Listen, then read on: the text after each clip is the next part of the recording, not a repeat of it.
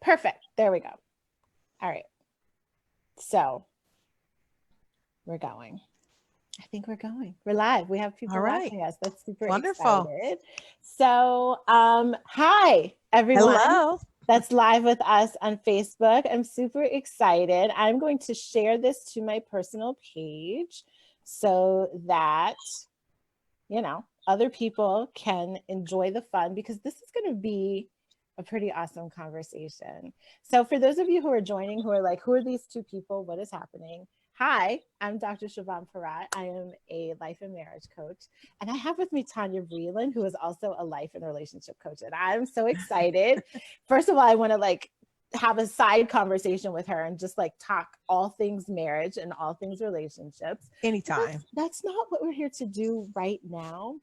We're here to chat because we're here to tell you guys about an amazing event that is happening on March 7th in Edison, New Jersey, called the Well-Made Woman event. Tonya is a speaker at that event. And so this conversation that we are having is just sort of like an intro, a preview, a teaser, an appetizer to more of what we will get to talk about on March 7th here in New Jersey. And so for those of you who don't know, the Well-Made Woman event is a full one-day conference where you get to have the entire day dedicated to the one area in your life that you really want to make better. So we have a lot of speakers on a lot of different topics. Tonya is going to be sharing from the perspective of marriage. So if marriage is an area that you are looking to make better in your life, you definitely want to tune into this conversation and then join us on March 7th.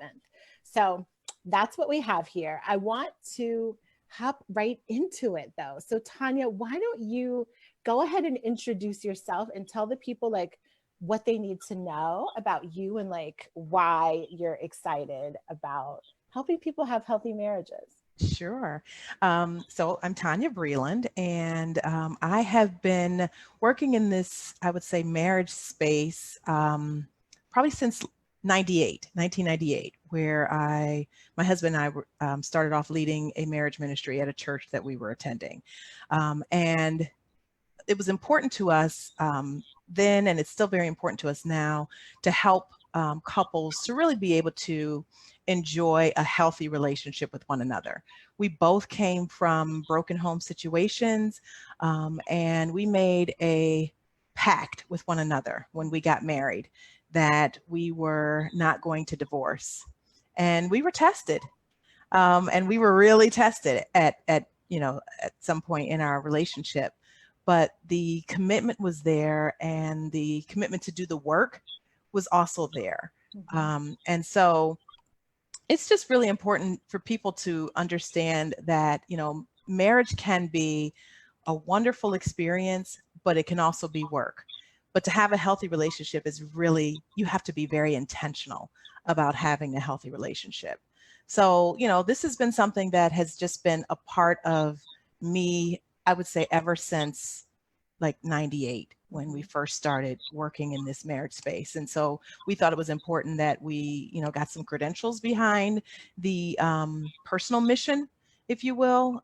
And that also helped us to be able to help other couples to work through their situations and their issues without necessarily telling them what to do, but giving them an opportunity to make commitments to how they want to move forward in their relationships. Yeah, that's great. So I so appreciated learning that you guys sort of didn't grow up in families where maybe you had the sort of picture perfect, healthy marriage example. And so I know that that is required you to be very intentional about creating something that you do consider healthy and successful. Obviously, you guys have been married for 29 years now. Yeah. So tell me what you felt like even you personally were up against sort of growing up in the environment that you grew up in, and some of the things you had to consciously stop doing or start doing in order to make your marriage successful. Wow, that's a great question. So growing up, my parents divorced, and we actually grew up with my father, and he remarried not too long after divorcing my mother. So we grew up with my father and stepmother. So that was really a different situation for me, and I think I didn't really have a lot of peers who had those experiences. Any of my peers whose parents divorced, they grew up with their mothers. And so it was very different. But there were, things in my parents' relationship, my dad and my stepmom, um, who that didn't always make me feel like I wanted to emulate. And so I looked to other marriages in my family. So my grandparents in particular, who were married for 49 years before my grandfather passed away. And their relationship was actually a relationship that I found myself modeling after. They were not typical, meaning my grandmother worked outside of the home. My grandfather was very supportive. Where you saw one, you saw the other. They had a friendship. They talked to each other about everything. And even when they would argue, it never seemed to last. Because I would see times that, they might get upset with one another, but they always figured out a way to just work it out. They always loved each other. They still kissed each other in their, senior years. And they were really close friends, and they were very supportive. And so like my grandfather would do things around the house, not typical of men in that era. In that era, the woman did everything in the house, but they shared responsibilities in the home, which was really a great example. My own father, he wasn't domestic, and so I didn't see that in my home, but I saw that in my grandparents' home, and I'm like, I like that. And so, my husband and I share responsibilities. It's not like, oh, I'm the woman and I have to do, the womanly things in the home, and, he does the man things. I mean, we really do share the responsibility of what happens in our household. And so I think having a couple who was a mentor couple and they didn't know it was really very powerful for me, because they were an example that I still think about. Like, neither of them are living anymore, but I still think about them very fondly, and about the relationship and the example that they set before me. That's awesome. Yeah. That's awesome. So it's great to know now, right? Like, many things I'm sure you and your husband, through trial and error, have figured out how to be on the same page about, right? Because I'm sure there's plenty of women listening to this and saying like, well, I wish my husband felt like we were equal partners. I wish he would help out. I wish we had, I had more of his help in the home. Tell us, Tonya, because you did say like, we committed to not divorcing and we were tested, right? Whenever someone hears that and they're also going through their own struggles, they're like, well, how are you tested? Like, is how you were tested like the way I'm being tested now? Like, is there hope for me? Can I get through it? What would you say to that? That's so I would say that I think every single relationship has their ups and downs. And what might be a struggle in one relationship may not be a struggle in another relationship. So, everyone has different ways that they respond. There are certain things that might be triggers in a relationship. So we, experienced some challenges in our relationship that triggered things, hurts and pains that went all the way back to both of our childhoods. And only until we did the work to realize the connections that went back to some of the pains and wounds from our childhood, that having gone back and seeking outside help was really important. But there were times, even in the midst of, I would say, I have a friend of ours who's also in this marriage space that talks about, you're either like, going into a tunnel, you're in a tunnel, or you're coming out of the tunnel. And when we were in the midst of the tunnel and it was the darkest part of the tunnel, there were times that I felt hopeless. Felt like, what's the point? Like, this is just, like, this is too hard. And yes, it was. But I also had people around me who were very supportive and loving. And I also had a very strong relationship with God. And I have to say that was very important, because at no time did I feel I was alone. And at no time did I feel like I didn't have God to lean on, and also just really close sister friends who held me up when I needed, to release some of what I might have been experiencing. But I also wrote a lot. So I would journal. I had two journals. I had, just a regular personal journal, and I had a prayer journal as well. And I would write my prayers. And sometimes I would write, like they would be angry prayers, and sometimes they would be, pleading prayers. Mm-hmm. And, I would just pour myself out, and that would allow me to release what was, the angst that might have been inside when things were most difficult. Mm-hmm. Um, and then, you know, the commitment to do the work was also another big piece that I think was really critical. And doing the work is the hard part, because that means that you have to talk through all of the painful parts of the relationship that are difficult. And talking through those things is not always easy. Mm-hmm. And so, you know, each of us had to make a commitment. And the commitment was that we both are going to do the work, and that we're not going to give up, and we're going to, work this thing until we can get ourselves out of this tunnel, Mm-hmm. with God's help and with Mm-hmm. outside help. Um, and it took some time, and it took the work, Yeah. just literally being intentional, and then being intentional about reconnecting on um, a spiritual level, an emotional level, and a physical level. Mm-hmm. And all of that was, a process. Mm-hmm. And it can look different in everybody's relationship, because there could be different situations that can occur in relationships. But I would say that, thinking about where your hope lies is really critical. Mm-hmm. And for me, I couldn't look to my husband for hope. I had to look to my God for hope. Mm-hmm. And, that was critically important in being able to move through some of the most difficult times in our Yeah. relationship. Yeah. So can you share, I mean, because, this event is really about doing the work in Mhm. whatever area of your life needs the work. And so as you think about being a well-made woman and very intentional to do the work in marriage, what what do you see as like the benefit of that? Because I think a lot of times, like when you do have challenges in your marriage and when it seems like your husband is the one that's at fault, right? It's Mhm. very easy to like, make him the scapegoat and not want to do the work yourself.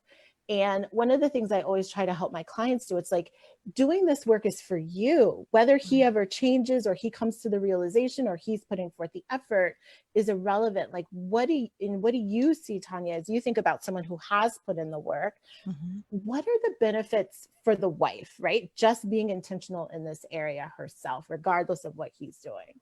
Sure, because that's such a great point, actually. In the end, we have no control over what anyone else chooses to do. So you're absolutely right. As much as you might want to plead and beg your spouse to do whatever it is that would make things right, you have no control over that. And that was probably one of the biggest realizations. Like, I don't get to control how what the outcome is going to be in this situation, or how he's going to conduct himself in this situation in our relationship. I can't control that. I can only control me. Mm-hmm. And so, how, making a decision about, like, how do I choose to heal, and how do I choose to take care of myself, is critically important. Remembering the things that bring me joy was really important. Learning how to forgive Mm-hmm. was really important, because that forgiveness, we oftentimes think, especially if we feel like we've been wronged, it's easy for us to not forgive because we think that does something to the other person. It It's like, excuses them or you're right, condoning it. Yeah. Yeah. right. And so, and when we hold on to it, it also can make us feel like, we're holding on to some power. But Mm-hmm. ultimately, what we're doing is we're trapping ourselves. Mm-hmm. And so, releasing, them through forgiveness, it doesn't excuse the behavior. If there's behavior on his end, that doesn't excuse it. It just simply releases us and frees us to be able to live and take care of ourselves, and begin to think about, like, every individual, even though you have a spouse and you're one with your spouse, every individual still has a purpose in life. Mm-hmm. And so, knowing your purpose and who you are, and understanding who God made you to be, is really important to be able to walk in your own purpose. And sometimes it means you've got to go through the process of healing, and what healing looks like for you might look different for me than it looks for you. But, going through the process of healing, and taking care of yourself, I think is just really critical to being able to get back, like, on track. Yeah. Because in the So end, you just have no control. you don't. I wish we did. I I wish we did, know. I used ladies. to I wish think that we I could just could. When I was yes. young, I thought that I could control situations, and I thought that I could change. Yeah. I could, You I just could tell change him enough him. times. If you Right. just Nope. get mad enough, like he'll No. do it. No. No, it doesn't work No. at all. It doesn't work at Not at all. all. Because ultimately, it ends up being a heart situation. Mm-hmm. And every person has to deal with their own heart situation. And Yeah. like, and where is their heart? Where is Yeah. your heart, really? Yeah.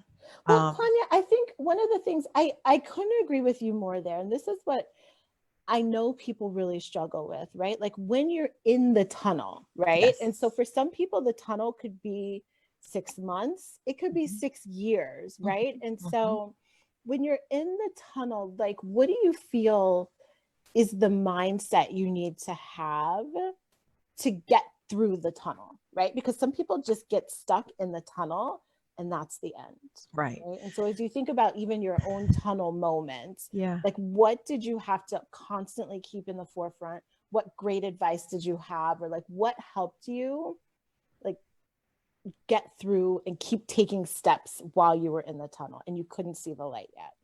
Yeah. That was very difficult. I would say hope, never losing hope. And again, looking at where that hope lies. So Mm-hmm. that's really critically important. So our hope is not in, for me, my hope cannot be in my husband, because my husband will fail, because he's a person, he's a human, and humans fail. So we can't put our hope in people, because people will fail us. So for Mm-hmm. me, it's my faith. Mm-hmm. And that's really, really critical. And that I have to say was the thing that really pulled me through, my Mm-hmm. faith, and staying focused in my faith and believing that the outcome was going to be the outcome that it was supposed to be. Mm-hmm. And having faith that I was going to come through the situation. And there were times that I wasn't sure what coming through looked like, but I had to keep believing and hoping that I was going to come through, Mm-hmm. and holding on to that hope, and that hope being rooted and having a foundation in my relationship with Christ was really critical to being able to pull me through to the other side of the tunnel, or out, to get out of that tunnel, if you will. Mm-hmm. But I'll say also, accepting that, you know I think what we often want to do when we're in pain is to escape the pain and not live with the pain. Mm-hmm. But it's in living with the pain and feeling the pain that we heal. Mm-hmm. Healing comes through that process. So you can't skip the pain. You can't skip the healing process. The Yeah. healing process, you have to experience it. And so, yeah, there are going to be some really, really awful times in the midst of pain when you're experiencing that. And so it's really critical that we accept. And that was something I learned to accept pretty early on, that, like, I know that as I deal with the pain, and some of that pain, I said, went back to my childhood, went back to my experience as a child of divorced parents. So some of those painful pieces were pieces that was my work that I Mm-hmm. had to do. Those were whatever it had happened triggered that pain. And I hadn't ever really had to deal with that pain like this before. And Mm-hmm. so, but I couldn't skip it. I had to, Yeah. had to live through it. And Mm-hmm. living through it meant I don't stop living. I keep living. I keep life going, but I have to experience it. I have to feel it. I have to accept that there are days that I'm going to be down. And as much as I didn't want to be down, the more I felt and experienced that pain, the closer I knew I was going to get to my healing. Mm-hmm. And because otherwise you don't heal, and it comes back again. Mm-hmm. It comes back to haunt you at some Yeah. other point. There could be something else that triggers it. So I think that was like a huge lesson for me.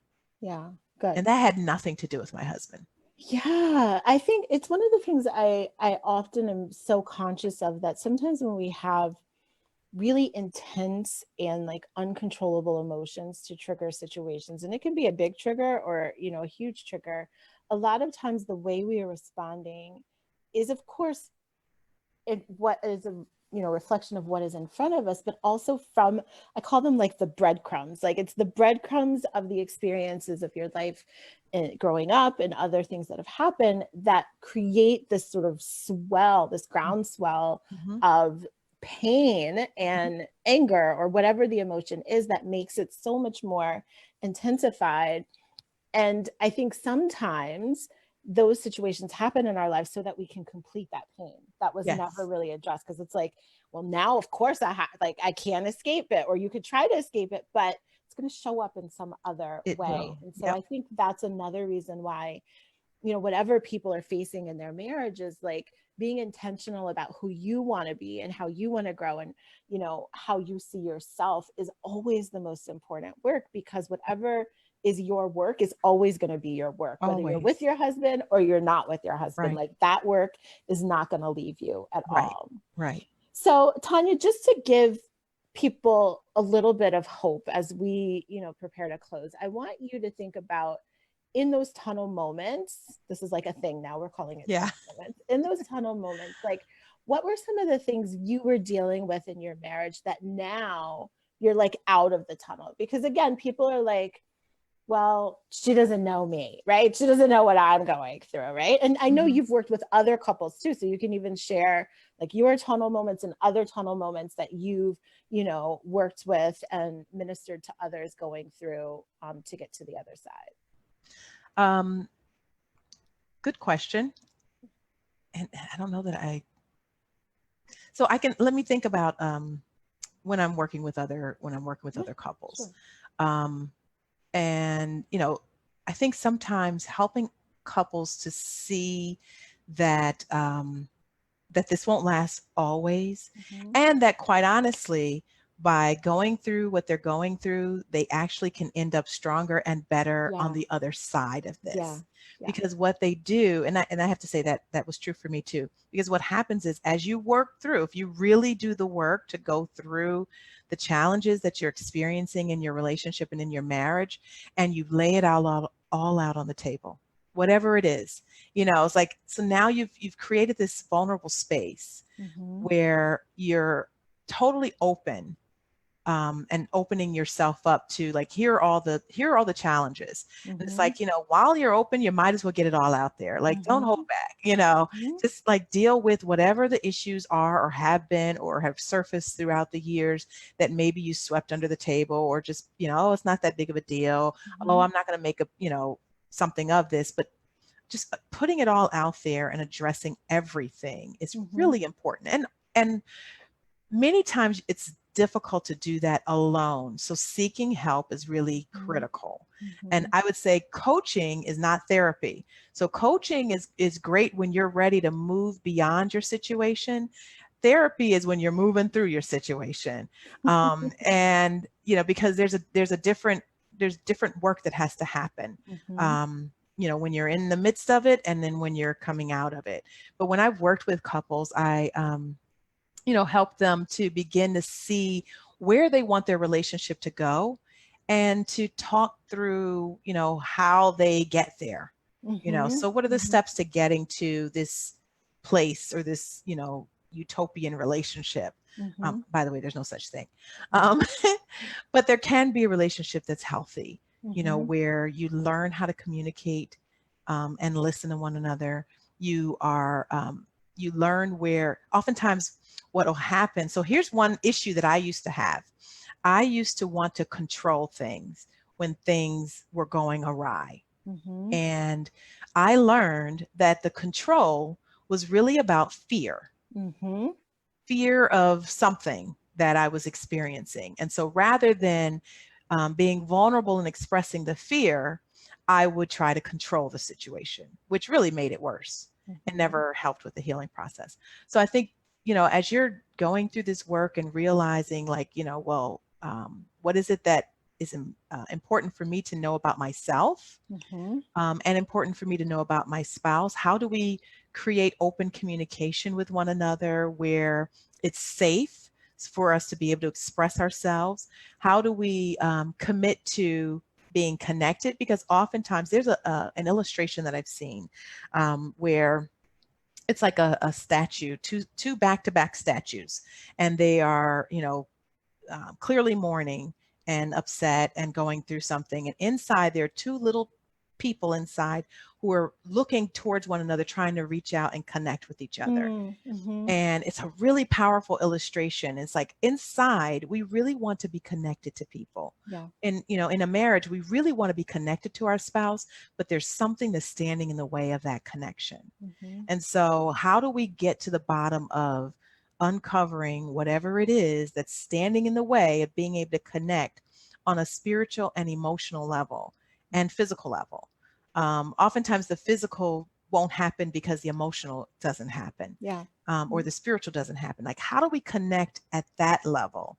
And that's that takes time, that takes effort, that takes intentionality, that takes a commitment, that takes prioritizing what's going on in our lives. That takes knowing one another. It's a whole bunch of pieces, a whole bunch of roads I Yeah. can go down. But Yeah. I just think it's really important that we are intentional about where we want our relationships to go and how do we get there, and are we willing to commit to doing the work to get us to that place of being healthy in our relationships. Yeah. And I love your point too. I think that sometimes, when you can't tangibly know what the hope is, like it's very hard to do that, right? So people may just be really stuck in like, I don't think this is going to work. I don't think this is worth the effort. Like that is the area where you really start first. Like if you're not even there with like hope and feeling like this is something you want to move forward through, you want to grow through, Right. it's really hard to be intentional, right? I know, Yes. like a lot of times I read a lot of books and I'm like, they're telling you everything to do. And I'm like, wait, but what if your mindset isn't there yet? What if you aren't Yeah. really convinced? And so I like what you offered in terms of the distinction between therapy and coaching. Like coaching is moving you forward and it's going to stretch you and it's going to grow you and it's going to give you new awareness and help you heal as well. Because I think part of the healing process is making meaning of those painful moments, to see them as growth opportunities, to see the drudgery and those tunnel moments as something that are there to serve you as a person in your own growth and your marriage as well. Mm-hmm. So thank you for that. I know we could probably chat all this stuff for hours. Probably. Probably. Just I guess in closing, why don't you share your thoughts about like why an event like the Well-Made Woman event is important for women in general to attend? Like any personal development work, right? Because it's all about doing the work on yourself. Why that's important? I think that we have to remember that we are individuals first. We might be in relationships with others, and I think it's critical to have relationships. But I think that we have to take care of ourselves. It's kind of like when you're on the airplane. If you're traveling with a young child and they say that, you put your own oxygen mask on before you put on the mask on the young child. It's like we have to take care of ourselves as women. And what does that look like for, each of us is a little bit different. However, it's important that we don't forget, because I think many times women, we have an inclination to take care of everybody else but ourselves. And in the end, we end up, depressed and tired and exhausted and not having anything left to give. But these are times that we have an opportunity to be poured into, to have something that strengthens us as women, strengthens us as individuals, as professionals, as people in relationships. And it makes us better and stronger to be able to do what we do really well, which is take care of others. Yeah. Thank you for that. Yeah. All right. Well, you can see Tonya live and in person March 7th at the Well-Made Woman event. We really do encourage you to attend. If you can find a way to get to New Jersey on March 7th, we will be there sharing more of this conversation and lots of other things with all of our other panelists. So thank you all so much for tuning in. We'll see you soon. Thanks for having me. You're welcome. Bye. Bye-bye.